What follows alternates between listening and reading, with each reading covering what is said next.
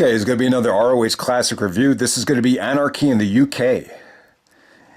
You know, kind of continuing the theme of, wrestling shows in the United Kingdom. We had Clash at the Castle previously this month. And it's also the 25th anniversary of One Night Only. So I thought this would be a good time to do it. Definitely kind of the underrated, UK show. I believe I did have it in my top 25 ROH shows. I think I had it like at number 25. And someone actually posted a comment and made a list of some of the best shows I've never reviewed. And then this was the only Ring of Honor show on that list. So, this is definitely an underrated show. Kind of overshadowed by Unified, because Unified was such a historic, show because of the double main event. But this was from Broxbourne, England, from August 13th, 2006. Okay, so Austin Aries actually suffered a broken rib on the reverse Rana that he hit against the Briscoes at Unified. So he could not wrestle Bryan Danielson in the main event. And yeah, that would have been huge. Bryan and Nigel was historic. But I think at the time, Danielson and Aries was probably going to be promoted as the bigger matchup. The funny thing is, you never really got Danielson and Aries in their prime for the world title. If you look at the catalog of matches, and they had great matches.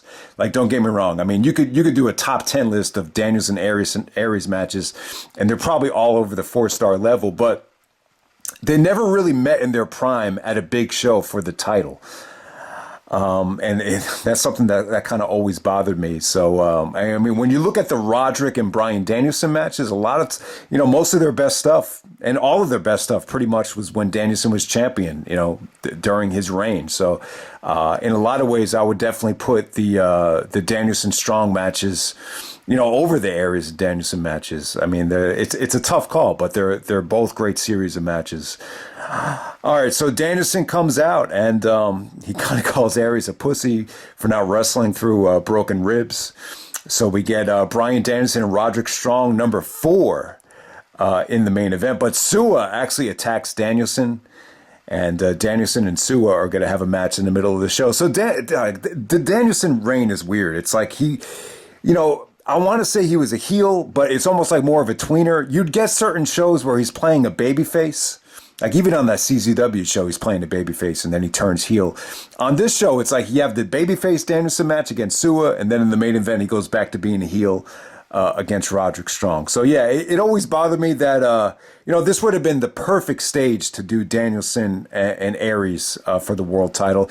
I mean, in terms of their world title matches, they met at Enter the Dragon, but that was Danielson's first title defense, and it was just very predictable. You just knew Aries wasn't going to win that match, so I think that's what hurt that one. And then I think they tried to have another rematch at Motor City Madness 2006, and Danielson was hurting from the shoulder injury after gut check, and then at the same time I think they lost their luggage. So, those two things kind of hurt that match, and that match is kind of, that might have been the worst Danielson and Aries match. So, yeah, it's a shame, but, they give the Briscoes the cover here. I think Davey Richards and Matt Sydal going up against the Briscoes was probably the more refreshing match. You'd already seen Danielson and Strong wrestle 3 classics. So, yeah, you got it again in the main event here. So let's get down to the actual show. All right, so after the whole fiasco to open up the show happened, we got Go Shiozaki taking on BJ Whitmer. So yeah, sometimes you don't even think about it, but the United Kingdom is a lot closer to Japan, so it's probably not as expensive to fly guys in. So one of the themes throughout some of the UK shows for ROH was they brought in a lot of talent from Pro Wrestling Noah. I think even at the anniversary show, they brought in some of the Dragon Gate guys like a Shingo. So yeah, I believe this is Go Shiozaki's ROH debut. They ended up bringing him in 2008, which was good. I think Shiozaki's run in ROH was definitely had its moments in the beginning, but I think as the year went on, it kind of lost its luster. And for as good as it was, I wouldn't say it quite hit the level of Kenta's tour in 2006 and 2009. And obviously, I think Morishita's run was a lot more memorable for a lot of different reasons. But yeah, don't take anything away from Go Shiozaki. This is him a little bit more athletic than he was in 2008. I believe he was actually trained by Kabashi. A lot of people do call him Baby Kabashi. And this is a great opener. This was great stuff. I got to say, this was, one of the better matches on the show. Maybe the surprise of the show. And, I know that there's probably not any BJ Whitmer mixtapes or compilations out there. But, when you look at, a match like this, it's like, man, this is just another really underrated gem that BJ Whitmer had. I thought him and Go Shiozaki clicked. I thought it was stiff. You saw great super kicks from Shiozaki. Shiozaki, you forget that he actually did a moonsault as his finisher here. And, just great stuff. Great suplexes from BJ. The exploder suplex, the T-bone suplex. Go Shiozaki with the Go Flasher, and some of the knee strikes from Shiozaki came off great. So, yeah, I thought this was good stuff, man. I got a great crowd reaction. And, it kind of just shows you that BJ Whitmer definitely has a underrated catalog of matches. So, good stuff there. Next up, we have Jody Fleisch, Johnny Storm, and Spud. This is like a three-way exhibition featuring guys from the UK. And, not the first time you've seen Jody Fleisch at a Ring of Honor show. They brought him in from time to time. I believe back in the day, there was an FWA ROH super show called Frontiers of Honor. I don't think it was ever released, but I think Jody Fleisch actually did face Joe for the ROH title, if I'm not mistaken. But yeah, this is probably the least memorable thing of the show. It was tough to make this work, but great action from all these guys. It was high flying, it was fast paced. Spud's a little dude, man, but he's fun to watch. He's like he's just one of these little dudes that just never gives up. So yeah, very, very well executed here. Probably the least memorable thing because it just didn't get that much time. So Hero and Claudio come out after the match and they do the Kings of Wrestling finish on Spud, which looked awesome. So Hero got a lot of heat here.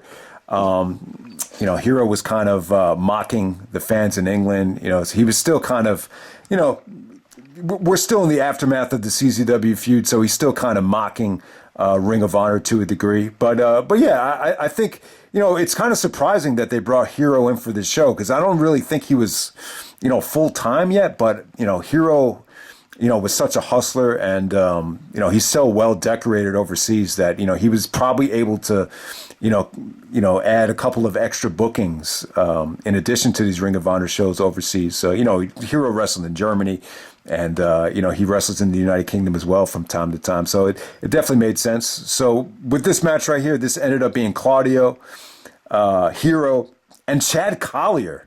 So you haven't seen Chad Collyer for years. Dave Prazak on commentary talked about how, you can't be stuck in the ROH mid-card forever. Eventually you got to evolve and move on. And Chad Collyer just wasn't able to get over, and he became an ROH outcast. So therefore, Chris Hero recruits him for this six-man tag. And they're going up against Colt Cabana, Nigel McGuinness, and Robbie Brookside from the United Kingdom. And yeah, this was great stuff. This was just a nice feel-good moment for Nigel. He probably shouldn't have been wrestling. I believe he did have a concussion. His forehead was all damaged and bandaged up from Unified, but when Nigel got the hot tag, the fans went crazy. Cabana and Nigel have a great history. They actually had a European rules match, so that kind of made sense for them to team up here. Throughout most of the match, Robbie Brookside is just kind of selling for Hero and Claudio, and then eventually Nigel got the hot tag, and then Cabana got a hot tag, and yeah, man, it was good stuff. It was really good stuff. Hero definitely had a unique, connection with the fans over in Europe, and you were definitely able to feel that here. But, the story of the match is just, getting Nigel that feel-good win after putting on such an epic performance at Unified. All right, next up we have Bryan Danielson taking on SUWA for the Ring of Honor World title. This is crazy stuff. Yeah, so SUWA actually attacked Danielson from behind, in the opening segment. So, and then they were fighting out into the crowd.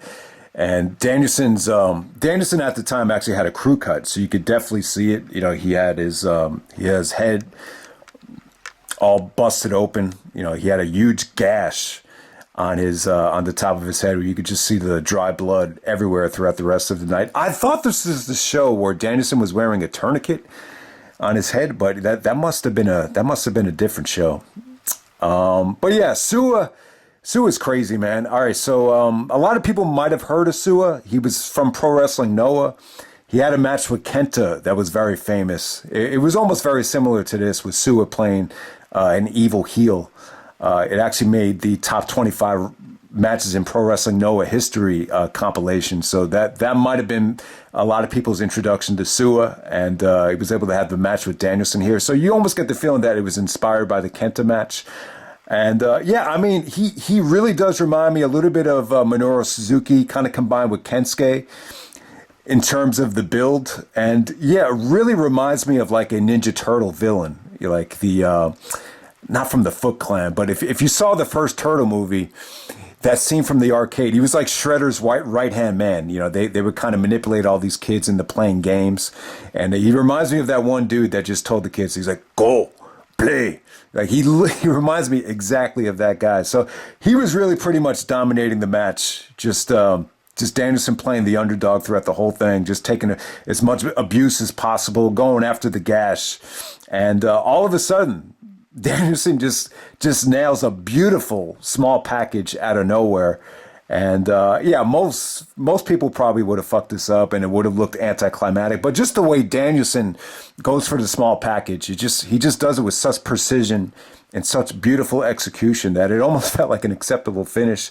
Danielson did get booed a little bit there. He did get a little bit of heat from some of the fans didn't like it, but I thought it was cool. But it would have been really interesting to see what Danielson and SUWA could have done, had they been the main event, had they got a little bit more time, because, Danielson had to save a little bit of gas because he's wrestling Roderick Strong. And, those matches have went almost an hour in the past. So you definitely understand it.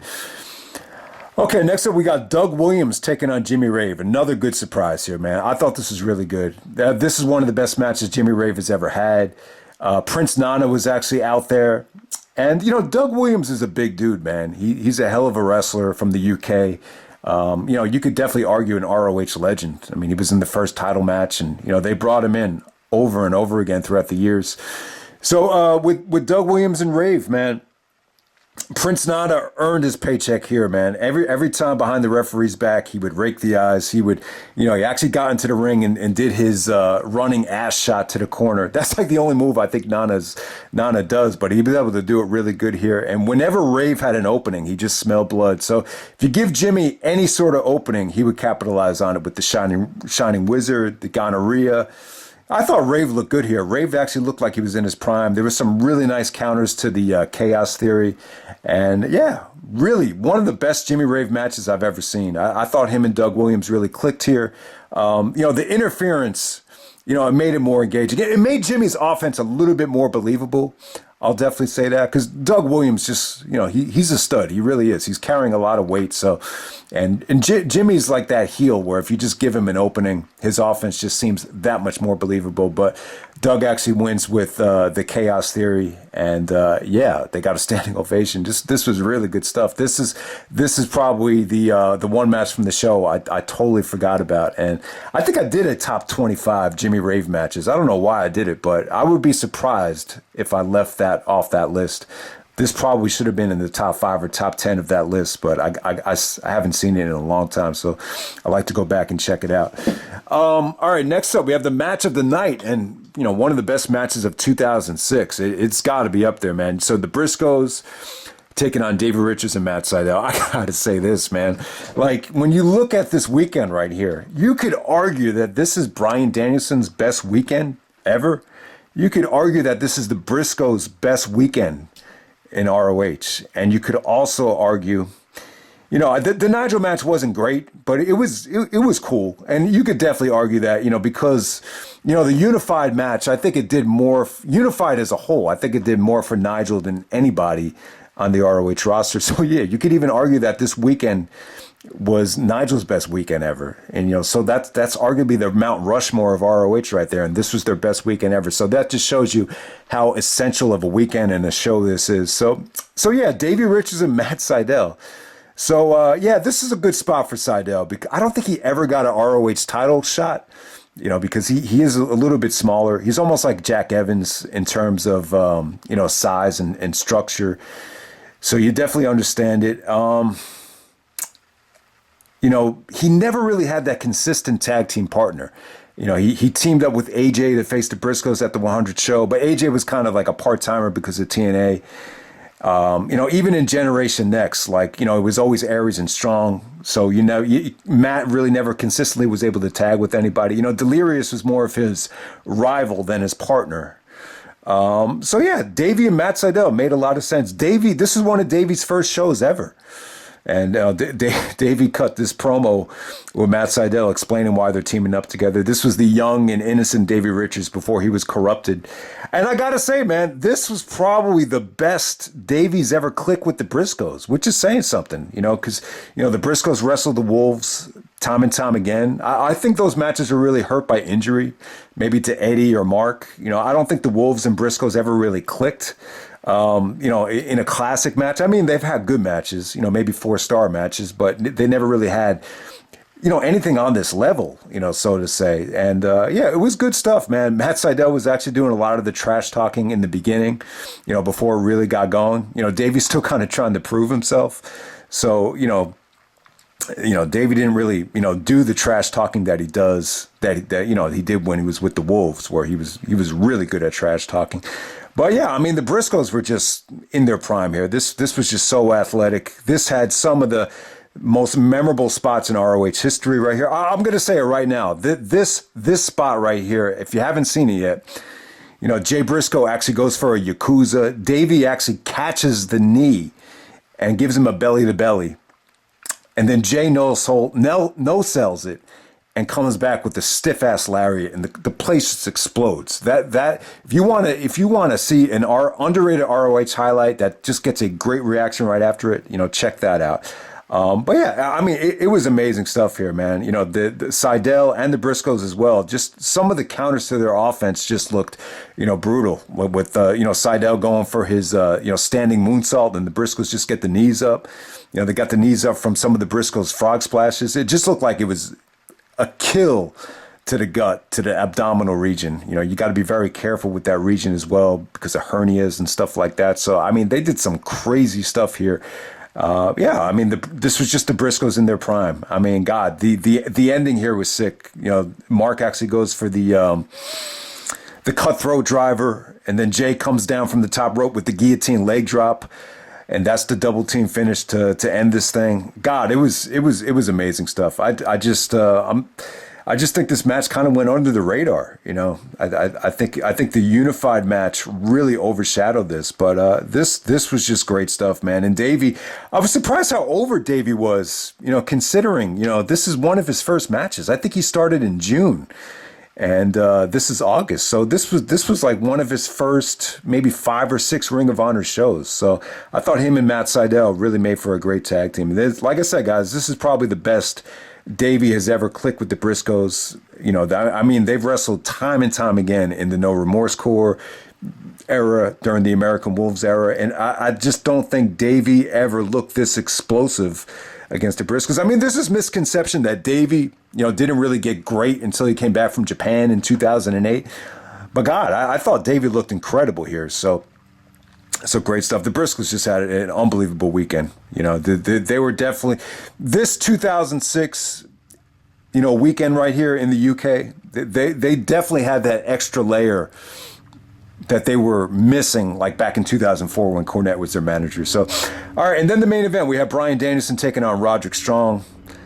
This is Danielson in Strong 4 for the ROH title. And, Danielson had already wrestled SUWA. So, Roderick was trying to put Danielson away a little bit sooner than expected. And then because of that, Danielson was trying to end this thing, trying to go home a little bit early. So this is definitely their shortest match. They packed in a lot of action in 20 minutes. I mean, a lot of their other matches went, 55 minutes, 48 minutes. I mean, they are slow burns, but in this particular match, it just felt like they had, more of a sense of urgency to end this thing a little bit sooner. And, it wasn't as stiff as some of the other matches, where you got Roderick just chopping the crap out of Danielson's chest and it's all bloody. I mean, you saw some chops, but it wasn't what the Vendetta match was, where Danielson is bleeding from the chest. But yeah, Danielson had to fight off that gash, man. I mean, he's still bleeding from the head. And, we know Danielson has gotten staph infections in the past. So, I mean, this is, he was lucky here because I know he did get the staph infection, I think 3 years later in the summer of 2009. But yeah, I mean, it was great stuff. I mean, they played off their previous matches. I mean, just beautiful stuff with, Danielson countering the sick kick into a roll up. I mean, that was a great near fall. The Supercard of Honor match, Strong was going for the stronghold, and then Danielson actually flipped it into a cradle, and that's how he beat him at Supercard of Honor. They did that same spot again with Strong actually kicking out. So they did play off some of the previous matches. Trying to think here. Yeah, I mean, Roderick was stiff as hell here. Not exactly with the chops, but just like forearms. Like he just forearmed the crap out of Danielson to get him off the top rope, and then Strong actually hits the sick kick off the top rope. That was pretty brutal. That was great stuff. And yeah, I mean, just the ending sequence, just a lot of good back and forth. Faster paced than their previous matches, and Danielson was actually going to take what was it? So Strong was going to do the backbreaker. And then on the way down, Danielson actually flips it into a crucifix.